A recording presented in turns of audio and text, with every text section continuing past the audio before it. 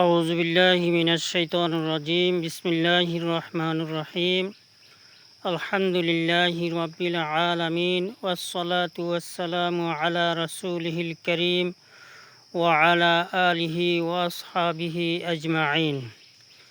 সম্মানিত Facebook page, YouTube follower ভাই বন্ধু মা ও বোনেরা, আসসালামু আলাইকুম ওয়া রাহমাতুল্লাহি ওয়া বারাকাতুহু। আজকে আমি আল্লাহকে এই সম্পর্কে দু চারটি কথা বলবো। আল্লাহ হচ্ছেন তিনি যিনি সৃষ্টিকর্তা, পালনকর্তা, রেজেকদাতা, আইনদাতা, স্রষ্টা, আসমান জমিন সকল কিছুর মালিক।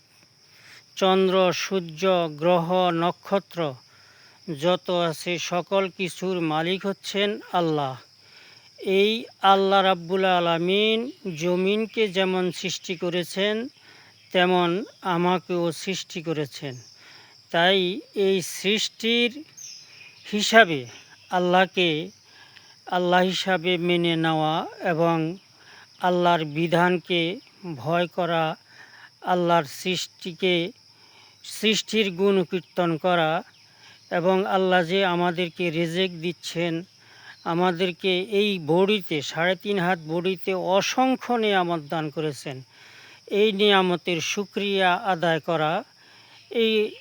এই শুকরিয়া আদায় এজন্যই করব যে তিনি আমাদের সৃষ্টিকর্তা, তিনি আমাদের পালনকর্তা, তিনি আমাদের রিজিকদাতা, তিনি আমাদের আইনদাতা, তিনি আমাদের বিধানদাতা, তিনি আমাদেরকে রোগ থেকে মুক্তিদাতা এবং রোগদাতা, সকল কিছুর মালিক যিনি, তিনি হচ্ছেন আল্লাহ।